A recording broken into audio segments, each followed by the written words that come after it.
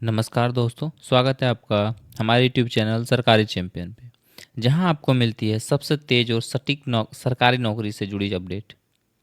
तो आज की इस वीडियो में हम बात करने जा रहे हैं Bihar police driver constable vacancy 2025 के बारे में।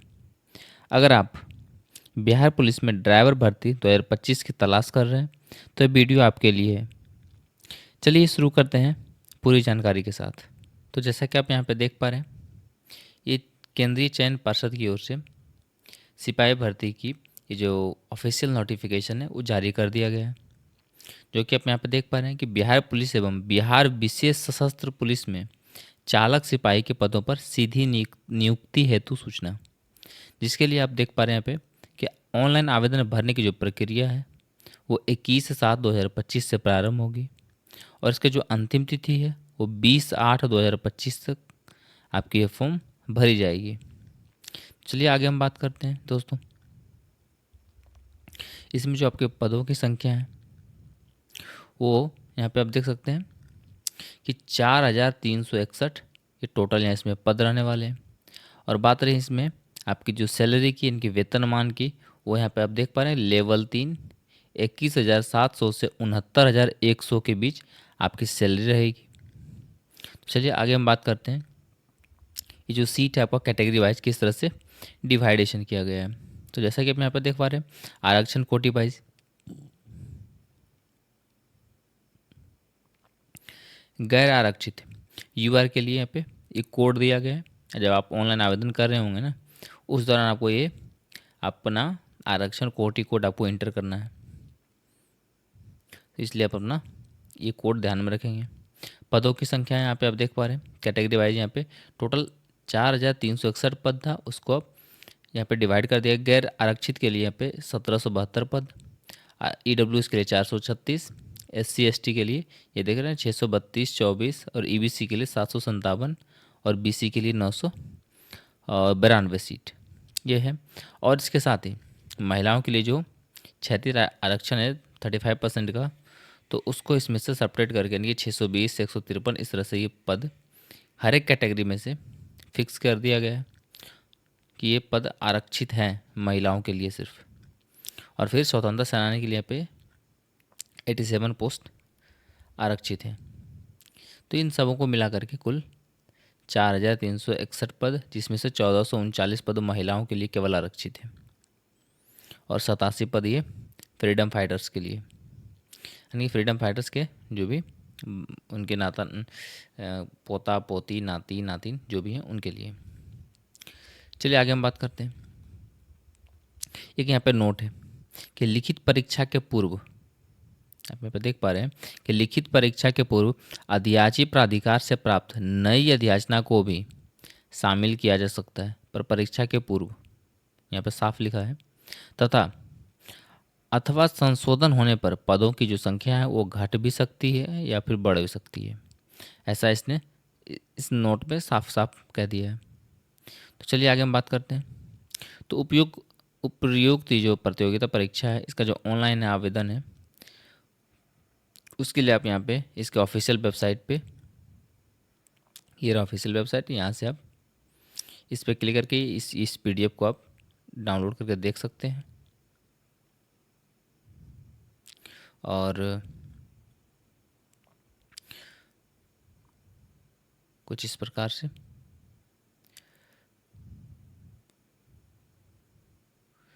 और बाकी हम आगे बात करते हैं आपसे। इसके लिए आपकी जो चालक सिपाही का पद है उसका आवेदन हेतु इसकी जो पात्रता है वो क्या रहने वाली है, कौन कौन इसके लिए एलिजिबल होंगे। तो सबसे पहले तो इस विज्ञापन के तहत मात्र भारतीय नागरिक ही आवेदन कर सकते हैं।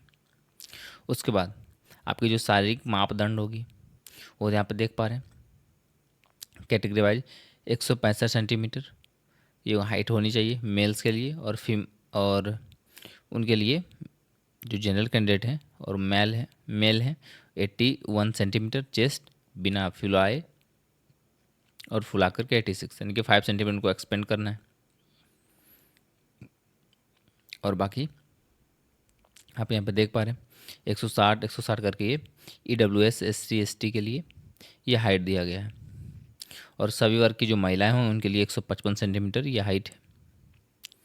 तो चलिए आगे हम बात करते हैं। आपकी जो शैक्षणिक अर्हता है वो क्या रहने वाली है। तो चालक सिपाही के मूल पद पर भर्ती हेतु जो न्यूनतम शैक्षणिक योग्यता है वो इंटरमीडिएट यानी कि 10+2 पास या उसके समकक्ष अनिवार्य होगा। नेक्स्ट इसमें आपके लिए आपके पास क्या होना चाहिए, तो मोटर वाहन चालन अनुज्ञप्ति यानी कि अभ्यर्थी को हल्का मोटर वाहन यानी कि LMV, भारी मोटर वाहन HMV चलाने का जो सक्षम प्राधिकार द्वारा विज्ञापन निर्गत होने की तिथि से न्यूनतम 1 वर्ष पूर्व निर्गत मोटर वाहन चालन अनुज्ञप्ति धारक होना अनिवार्य होगा।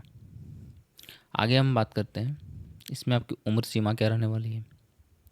तो अभ्यर्थी की जो उम्र सीमा की जो गणना है वो मैट्रिक अथवा समकक्ष परीक्षा के प्रमाण पत्र में अंकित जन्म तिथि के आधार पर की जाएगी और इसकी जो कट ऑफ तिथि के अनुसार अभ्यर्थी की जो उम्र सीमा है वो आरक्षण कोटिवार निम्न रहेगी, जो कि आप यहाँ पर देख पा रहे हैं कि जो गैर आरक्षित कोटि के लिए जो न्यूनतम उम्र है वो 20 वर्ष और अधिकतम 25 वर्ष रहने वाली है। और जो पिछड़ा वर्ग कोटि एवं अत्यंत पिछड़ा वर्ग कोटि से जो पुरुष हैं उनकी जो न्यूनतम उम्र है वो 20 वर्ष और अधिकतम उम्र यहाँ पे 27 वर्ष रहने वाली है। और पिछड़ा वर्ग एवं अत्यंत पिछड़ा वर्ग कोटि की जो महिला हैं उनके लिए न्यूनतम उम्र जो है 20 वर्ष और अधिकतम 28 वर्ष है।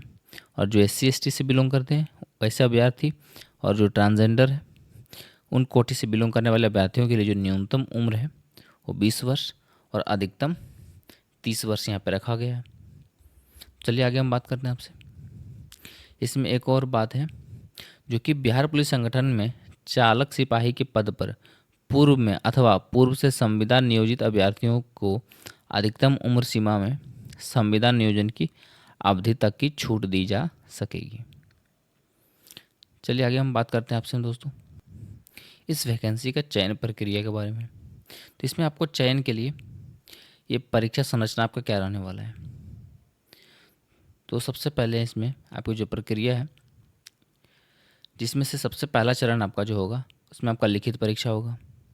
इस लिखित परीक्षा में यानी कि जो आवेदन पत्रों के संग्रहण के उपरांत यानी कि जो आप फॉर्म फिल करेंगे, फॉर्म फिल करने के बाद और जो भी कैंडिडेट एलिजिबल होंगे जिनका फॉर्म वहाँ पर सही पाया जाएगा उनका एडमिट कार्ड वहाँ से जारी किया जाएगा और फिर वो एग्ज़ाम में कंडक्ट हो पाएंगे, इनके अपेयर होंगे एग्जामिनेशन में।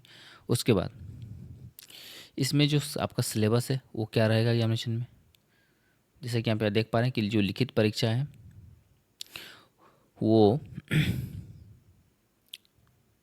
समसामयिक मुद्दों से संबंधित 60 प्रश्न पूछे जाएंगे और शेष जो 40% आपके जो प्रश्न होंगे वो मोटर अधिनियम एवं अन्य सुसंगत नियमावली के अधीन तथा यातायात के चिन्हों और संकेतों से संबंधित और 20% और विभिन्न गाड़ियों के पार्ट पुर्जे, लुब्रिकेंटिंग और रखरखाव इत्यादि के सामान्य ज्ञान अथवा वाहनों में आने वाली यांत्रिक एवं तकनीकी त्रुटियों से संबंधित प्रश्नों के विषय को सम्मिलित किया जाएगा।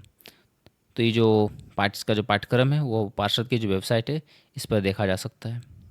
यानी कि सिंपली इसमें आप देख सकते हैं दोस्तों कि जो आपका अगर 100% का एग्जामिनेशन हुआ 100 मार्क्स का, उसमें से आपका जो 60% को यानी 60% जो आपको प्रश्न है वो आपके जो जनरली रहते हैं सामान्य ज्ञान और समसामयिक मुद्दों से, और 40% जो है वो आपका मोटर अधिनियम, आप उसके पार्ट पुर्जे, लुब्रिकेंट्स इससे संबंधित रह सकते हैं। कि कह सकते हैं सिंपली कि आप इसमें 2 पार्टीशन में आपका एग्जामिनेशन इसको बांट दिया गया क्वेश्चन को, एक टेक्निकल और नॉन टेक्निकल के तौर पे। और 60% आपका नॉन टेक्निकल होंगे और 40% आपका टेक्निकल से क्वेश्चन रहने वाली है। तो चलिए आगे हम बात करते हैं। इसमें इस पर लिखित परीक्षा में 100 अंकों की होगी जिसके लिए आपको 2 घंटे का समय दिया जाएगा और 100 प्रश्न भी होंगे जो आप ऑफलाइन के माध्यम से OMR शीट आधारित होगी और जिसमें से आपको OMR शीट प्रदान किया जाएगा। और ये इसकी जो उत्तर पुस्तिका है वो 2 प्रतियों में होगी जिसमें से एक प्रति अदृश्य कार्बन प्रति के रूप में केंद्रीय चयन पर्षद के पास अंतिम चयन सूची प्रकाशन होने के पश्चात तक 1 वर्ष तक सुरक्षित रखी जाएगी। तो चलिए आगे हम बात करते हैं इसमें दोस्तों। इसमें आपका न्यूनतम क्वालिफाइंग मार्क्स क्या है। जो सामान्य अभ्यर्थी हैं सामान्य वर्ग के, उनके लिए 40%, और जो पिछड़ा वर्ग के लिए 36.5%, और पिछड़ा वर्ग के जो एनेक्चर 1 के अभ्यर्थी हैं उनके लिए 34%, तथा जो अनुसूचित जाति एवं जनजाति एवं महिला वर्ग के जो अभ्यर्थी हैं उनके लिए न्यूनतम आहारतांक यानी कि मिनिमम क्वालिफाइंग मार्क्स 32%। निर्धारित आहारतांक से कम अंक प्राप्त करने वाले अभ्यर्थी शारीरिक दक्षता परीक्षा के लिए असफल घोषित किए जाएंगे। यानी कि आपका मिनिमम क्वालिफाइंग मार्क्स है, इसको जो क्वालिफाई करेंगे वो फिजिकल के लिए आगे जाएंगे। तो इसमें रिजल्ट कितने कैंडिडेट का बनेगा, तो इसमें देख पा रहे हैं यहाँ पे साफ लिखा हुआ है कि जितना भी आपका टोटल सीट होगा उसका 5 गुना प्रत्येक कोटि के लिए अभ्यर्थियों का चयन शारीरिक दक्षता परीक्षा हेतु किया जाएगा। तो चलिए आगे हम बात करते हैं इसमें। ये जो लिखित परीक्षा है अंतिम मेधा सूची पर आधारित नहीं होगी। अंतिम मेधा सूची का ये आधार नहीं होगा, यानी कि जो एग्जामिनेशन है ये सिर्फ आप क्वालिफाई कर लें, उसके बाद आपका जो फाइनल मेरिट बनेगा उसमें इस नंबर का कोई मतलब नहीं है, इसका कोई ऐड वगैरह नहीं होने वाला है। आपको जो भी मेरिट बनेगा वो वो केवल और जो लिखित परीक्षा है उस पर नहीं, केवल शारीरिक दक्षता परीक्षा के आहारतांक पे होगी आपका। चलिए आगे हम बात करते हैं। आपकी जो द्वितीय चरण यानी कि फिजिकल जो होगी, जिसमें जो कैंडिडेट एग्जामिनेशन में रिटन एग्जामिनेशन जो पास कर जाते हैं उसके बाद अब यहाँ पे आता है आपका फिजिकल के लिए क्या है, तो आपका दौड़ होगा। सभी कोटि के पुरुषों के लिए 1600 मीटर का रनिंग रहेगा। अधिकतम आपको यहाँ पे 7 मिनट समय दिया जाएगा, और सभी कोटि के महिलाओं के लिए अधिकतम 7 मिनट, और दूरी उनको तय करना है 1 किलोमीटर 7 मिनट में अधिकतम। यानी 7 मिनट से अधिक समय लेने वाले अभ्यर्थी यहाँ पे असफल घोषित किए जाएंगे। उसके बाद इसमें आपका है ऊंची कूद और लंबी कूद, जो न्यूनतम 3 फीट 6 इंच क्वालिफाई है, और आपको यहाँ पर न्यूनतम लॉन्ग जंप 10 फीट, और गोला फेंकना है 16 पाउंड का रहेगा आपका, और जो कि न्यूनतम 14 फीट आपको फेंकना है क्वालिफाइंग के लिए। और महिलाओं के लिए भी ऊंची कूद, लंबी कूद और गोला, ये न्यूनतम ऊंची कूद 2 फीट 6 इंच, लंबी कूद 7 फीट, गोला फेंकना है 8 फीट। तो चलिए आगे हम बात करते हैं। जो ट्रांसजेंडर अभ्यर्थी है उनके लिए जो शारीरिक दक्षता परीक्षा है वो मानदंड महिला अभ्यर्थी के समान होंगे, इसमें साफ मेंशन कर दिया गया है। तो चलिए आगे हम बात करते हैं।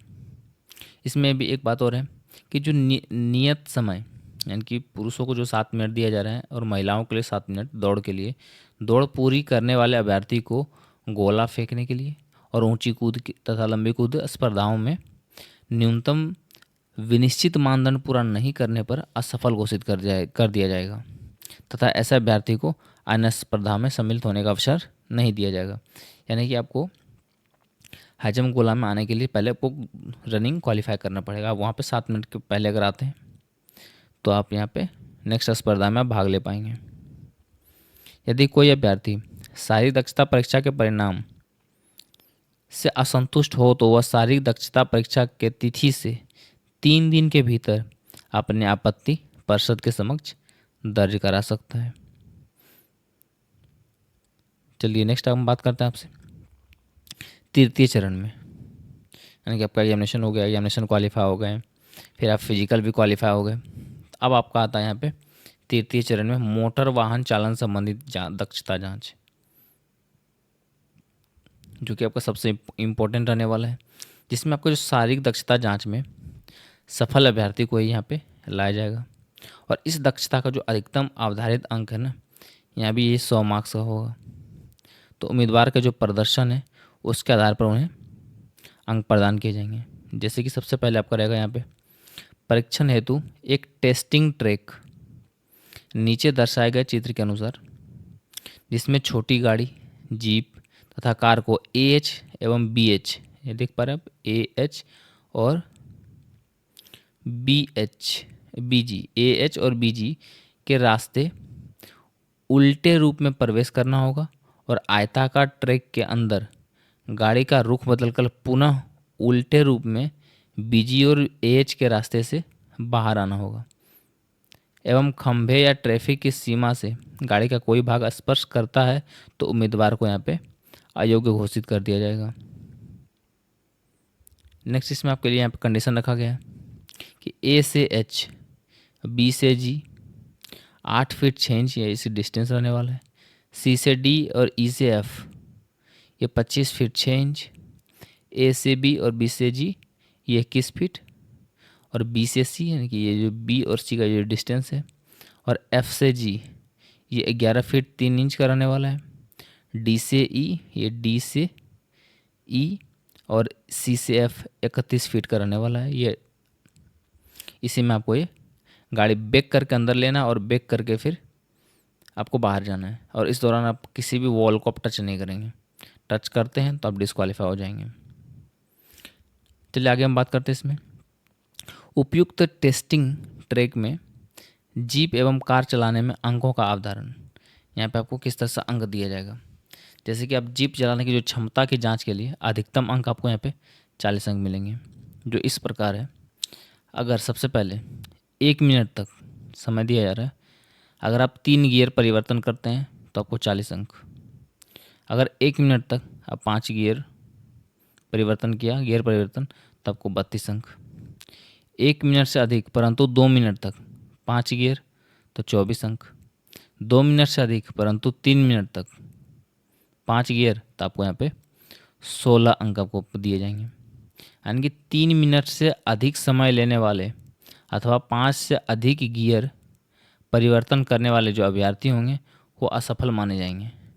उन्हें कोई अंक प्रदान नहीं किया जाएगा और ना ही उन्हें अन्य स्पर्धाओं में भाग ले सकते हैं।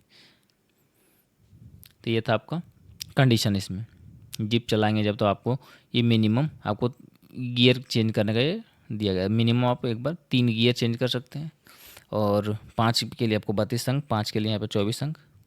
पर उसके लिए भी टाइमिंग है 1 मिनट से अधिक परंतु 2 मिनट तक, इस प्रकार से। तो चलिए आगे हम बात करते हैं कार चलाने की क्षमता की जांच के लिए। यहाँ फिर आपको 40 अंक दिए जाएंगे। इसमें भी सेम है आपका, जिस तरह से वहाँ पर ऊपर जीप का था उसी तरह से सेम आपका यहाँ पे कार में भी है कि 1 मिनट तक अब 3 गियर और 40 अंक। फिर उसी तरह से 5 गियर 32 अंक, 5 गियर अब 24 अंक, 1 मिनट से 2 मिनट तक, 2 मिनट से 3 मिनट तक। तो चलिए आगे हम बात करते हैं जो बस या ट्रक चलाने की क्षमता है जांच के लिए उनको अधिकतम 20 अंक यहाँ पर दिए जाएंगे। सभी गियर बदल कर और बिना गियर आवाज़ की गाड़ी चलाने पर उनको 8 अंक दिया जाएगा।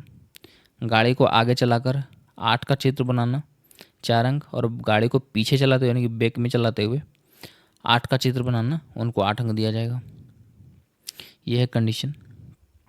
और इस स्पर्धा में भारी मोटर वाहन HMV चालन जो है अनुज्ञप्ति ही भाग ले सकेंगे। अन्य अभ्यर्थी को इस स्पर्धा में भाग लेने की अनुमति नहीं होंगे। इसके लिए न्यूनतम आहारतांक प्राप्त करना आवश्यक नहीं होगा। इसमें प्राप्त अंक अभ्यर्थी के मेधांक में जोड़े नहीं जाएंगे, परंतु स्पर्धा में असफल होने अथवा भाग न लेने के आधार पर किसी भी अभ्यर्थी को यहाँ पे अयोग्य घोषित नहीं किया जाएगा। तो ये आपके ऊपर डिपेंड करता है। इसलिए इसका जो मार्क्स है वो आपका एक बस आप इसको ट्रायल दे सकते हैं, पर ये आपको फाइनल मेरिट में इसका नंबर ये ऐड होने वाला नहीं है। तो चलिए आगे हम बात करते हैं चतुर्थ चरण दस्तावेज सत्यापन। इसमें आपका क्या क्या डॉक्यूमेंट लगेंगे। तो मोटर वाहन चालन संबंधी दक्षता जांच में सफल परीक्षा के दौरान सफल अभ्यर्थियों के जो शैक्षणिक अर्हता है, उम्र, वाहन चालन अनुज्ञप्ति एवं आरक्षण दावे आदि से संबंधित आपके पास दस्तावेज तथा सत्यापन परिषद द्वारा किया जाएगा। और दस्तावेज सत्यापन का जो कार्य है यथासंभव मोटर वाहन चालन संबंधी दक्षता जांच के दिन ही किया जाएगा, अथवा आवश्यकता अनुसार इसके लिए अलग से तिथि निर्धारित भी की जाएगी। और उस दिन अभ्यर्थी को निर्दिष्ट समय एवं स्थान पर सभी मूल प्रमाण पत्रों तथा उनकी एक 100 अभिप्रमाणित छाया प्रति के साथ उपस्थित होना होगा। और इसके लिए कोई दूसरा अवसर नहीं दिया जाएगा और ना ही अवधिक विस्तार का अनुरोध मान्य होगा। निर्धारित तिथि को वांछित दस्तावेज प्रस्तुत न करने पर परिषद अभ्यर्थियों की जो अर्हता एवं आरक्षण आदि के दावे के संबंध में तदनुरूप निर्णय लेने के लिए स्वतंत्र होगा।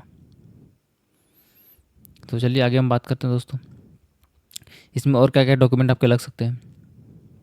तो यहाँ पर देख सकते हैं वैध फोटोयुक्त पहचान पत्र, जन्म तिथि प्रमाण पत्र जो कि मैट्रिक, समकक्ष सर्टिफिकेट एवं अंक प्रमाण पत्र की मूल प्रति, ये साबित कर देगी आपको। इंटरमीडिएट या समकक्ष परीक्षा का उत्तीर्ण प्रमाण पत्र, इंटरमीडिएट या समकक्ष परीक्षा का अंक प्रमाण पत्र आपका होगा। SC/ST आरक्षण वर्ग के लिए यहाँ पे उनका सक्षम प्राधिकार द्वारा निर्गत जाति प्रमाण पत्र, अस्थायी आवासीय प्रमाण पत्र। BC और EBC अभ्यर्थियों के लिए ये सक्षम प्राधिकार द्वारा निर्गत जाति प्रमाण पत्र एवं अस्थायी प्रमाण पत्र और सक्षम प्राधिकार द्वारा निर्गत क्रीमी लेयर रहित यानी कि नॉन क्रीमी लेयर सर्टिफिकेट भी। और कब तक का, तो विगत 1 वर्ष से पूर्व का निर्गत क्रीमी लेयर रहित प्रमाण पत्र होने पर सामान्य प्रशासन विभाग बिहार सरकार के परिपत्र संख्या इसके अनुसार वो होने चाहिए। और जो फ्रीडम फाइटर्स हैं उनके पास भी उनके सर्टिफिकेट होने चाहिए, जो एक जिला पदाधिकारी या प्राधिकार पदाधिकारी के हस्ताक्षर से निर्गत होने चाहिए। जो आर्थिक रूप से कमजोर है वो EWS कैंडिडेट, तो वो भी अपना EWS सर्टिफिकेट बनवा लेंगे 24-25 के लिए। इस सेशन में आपको वित्तीय वर्ष में आना चाहिए वो 24-25, यहाँ पर देख सकते हैं आप 2024-25 के वित्तीय सेशन में बनाना चाहिए। और आपका इसमें अस्थायी आवास प्रमाण पत्र भी। तो चलिए आगे हम बात करते हैं इसमें दोस्तों, आपकी जो मेधा सूची तैयार होगी, तो लिखित परीक्षा एवं शारीरिक दक्षता परीक्षा मेधा सूची का आधार नहीं होगा। इसमें साफ साफ कह दिया गया है कि आपका जो लिखित परीक्षा है और शारीरिक दक्षता परीक्षा, ये दोनों मेधा सूची का आधार नहीं होगा, पर दोनों में आपको क्वालिफाई होना है। फिजिकल में भी आपको हर एक टर्म में आपको क्वालिफाई होना है। लिखित परीक्षा केवल शारीरिक दक्षता परीक्षा के लिए क्वालिफाइंग होगी तथा जो शारीरिक दक्षता परीक्षा मोटर वाहन चालन दक्षता परीक्षा एवं दस्तावेज सत्यापन के लिए आहरक होंगी। तो चालक सिपाही के जो पद पर नियुक्ति हेतु जो चालन के लिए जो लिखित परीक्षा है और शारीरिक दक्षता परीक्षा और मोटर वाहन चालन दक्षता परीक्षा एवं दस्तावेज सत्यापन में सफल अभ्यर्थी की मेधा सूची वाहन चालन दक्षता परीक्षा में प्राप्त अंकों एवं बिहार पुलिस में चालक सिपाही के पद पर पूर्व में अथवा पूर्व से संबंधित नियोजन अवधि के आधार पर निम्नलिखित से तैयार की जाएगी। यानी कि इसमें जो आपको जो नंबर मिलने वाले हैं, यानी कि जो आपका फाइनल मेरिट बनेगा, तो आपका जो ये ड्राइविंग टेस्ट होगा उसमें से आप जितना मार्क्स प्राप्त करेंगे उस आधार पे आपका फाइनल मेरिट बन के तैयार होगा। तो ये आप समझ गए होंगे। चलिए हम आगे बात करते हैं। जैसे कि इसमें आप यहाँ पे देख पा रहे हैं कि वाहन चालन दक्षता परीक्षा में प्राप्त अंकों को 0.75 से गुना कर उसमें संविधान नियोजन अवधि के लिए या अधिमानता के आधार पर प्राप्त अंक के योग के आधार पर मेधा सूची का निर्धारण किया जाएगा।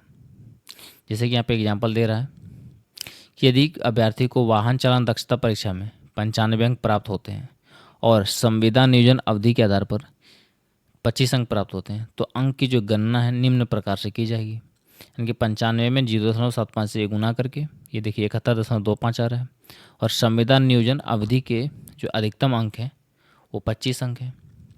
इन दोनों को ऐड करके अब ये अंक हो गए 96.25।